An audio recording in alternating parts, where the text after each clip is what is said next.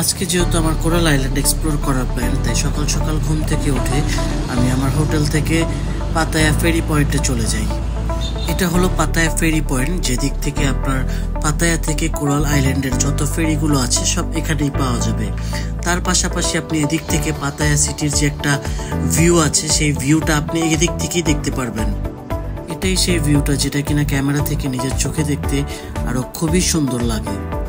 ফেরি point থেকে ফেরিতে ওঠার পর যেন মনে হচ্ছিল যে এখানে আমি আর সোলো না, এখানে সবাই ট্রাভেলার আর সবাই এক্সপ্লোরার। সকাল 12:30টার দিকে পাতায়া ফেরি পয়েন্ট থেকে কোরাল আইল্যান্ডের উদ্দেশ্যে ফেরিটি রওনা হয়।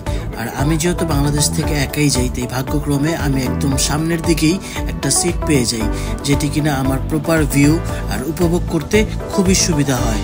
তাই আপনারাও সাথে এখন উপভোগ করুন সামনের দৃশ্যগুলো।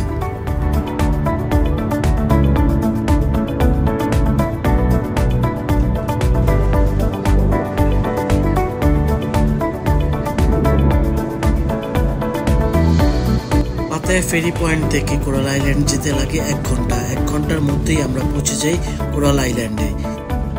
ফেরি থেকে নামার পরে যে ভিউগুলো দেখতে পাই আইল্যান্ডের, এ যেন পুরাই মনে হচ্ছিল যে ঘুম থেকে যে উঠে এখানে আসলাম, পুরাই সার্থক হয়েছে কষ্টটা।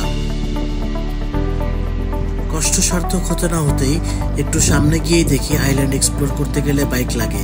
এই কথাটা শুনে কেন যেন আমি আরো খুশি হয়ে যাই, তাই সাথে সাথে একটি বাইক নিয়ে এক্সপ্লোরে নেমে যাই। এবার আইল্যান্ডের অমায়িক সুন্দর দৃশ্যগুলো আমার সাথে আপনারাও একটু উপভোগ করুন।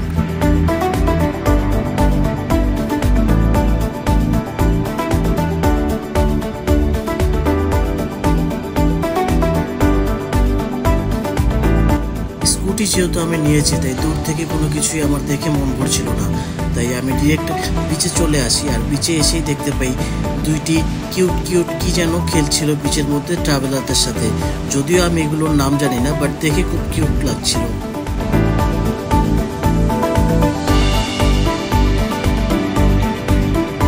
চারপাশে সমুদ্রের মাঝখানে এত সুন্দর একটা আইল্যান্ড, এটা হয়তো নিজে গিয়ে চোখের সামনে না দেখলে পুরোপুরি উপভোগ করা যায় না।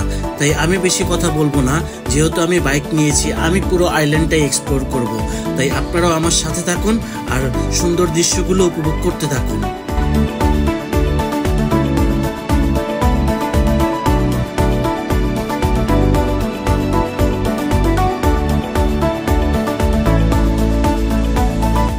ভিডিওটা বড় হয়ে যাবে বলে সব ভিডিও বা ছবিগুলো আমি এখানে আপলোড করতে পারিনি। হয়তো সামনে ইনশাল্লাহ আপনারা আরো আপডেট পাবেন।